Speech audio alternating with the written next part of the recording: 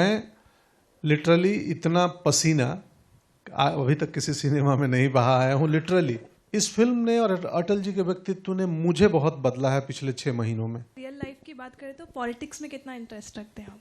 हम बिहारी हैं।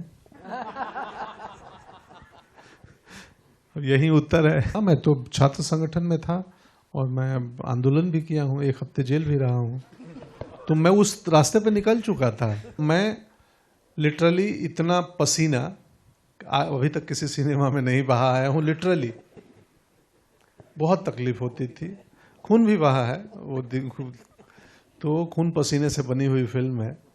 और दूसरी चीज़ कि वो रिसर्च में, ये तो लिटरली मेकअप और मैंने शूटिंग की पार्ट बताई।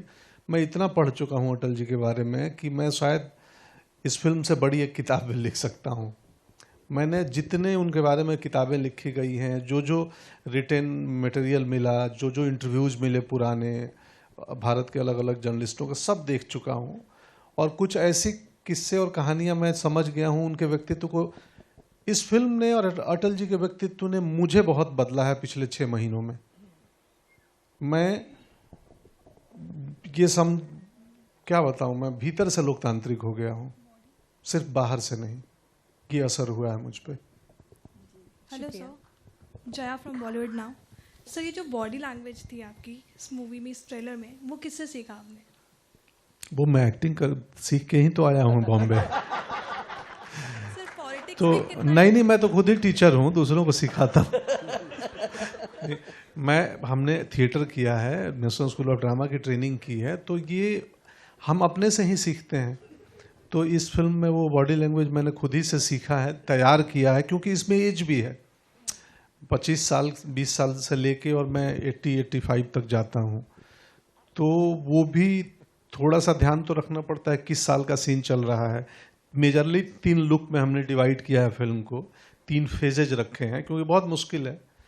तो थोड़ी थोड़ी उसमें हम बतौर एक्टर प्रयास करते हैं कि जब क्या हो बॉडी लैंग्वेज। और अगेन मैं बिगिनिंग में बोला कि कितनी इमिटेशन हो, नकल हो, या कितनी मिमिक्री हो, या कितना उनके विचार को पकड़ें कि वो व्यक्तित्व क्या थे, उनका सोचने का तरीका क्या था उनका।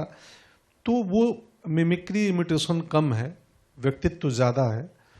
कि आप अटल जी को सिर्फ शारीरिक रूप से ना समझें, अटल जी को वैचारिक रूप से, थॉट के रूप से, उस आत्मा को समझें।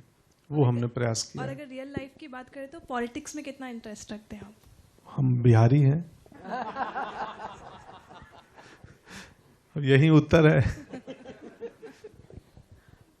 लेकिन अब मुंबईकर हैं, पहले बिहारी थे, जन्मभूमि वहाँ का। बहुत रुचि है, काफी रुचि है। Hello Pankaj ji, Sana from India Today here. आपने सही कहा, बिहारी है, उस बेल्ट के लोग आइदर गवर्नमेंट सर्विस या गवर्नमेंट में बहुत इंटरेस्ट रखते हैं। आपने कहा कि जब आप नहीं जानते थे कि आप अभिनेत्र बनेंगे, कभी सोचा था कि पॉलिटिक्स या एटलीस्ट आईएएस बनने का सपना था? हाँ, मैं तो छात्र संगठन में था और मैं आंदोलन भी किया हूँ, 1 हफ्ते जेल भी रहा हूँ, तो मैं उस रास्ते पे निकल चुका था। फिर थोड़ी देर बाद पता चला कि बहुत मुश्किल, कांटे भरे मार्ग हैं राजनीति की। तो फिर मैंने वहाँ से यू टर्न लिया और स्ट्रीट थिएटर देखने लगा।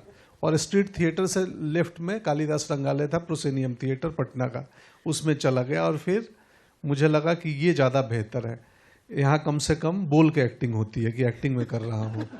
बट क्योंकि अभी इतनी पॉपुलैरिटी हो गई है, वोट्स तो डेफिनेटली आपको मिल रहे हैं। पंकज जी, सोचा है कभी फ्यूचर में शायद वो सपना पूरा करने वाले हो आप?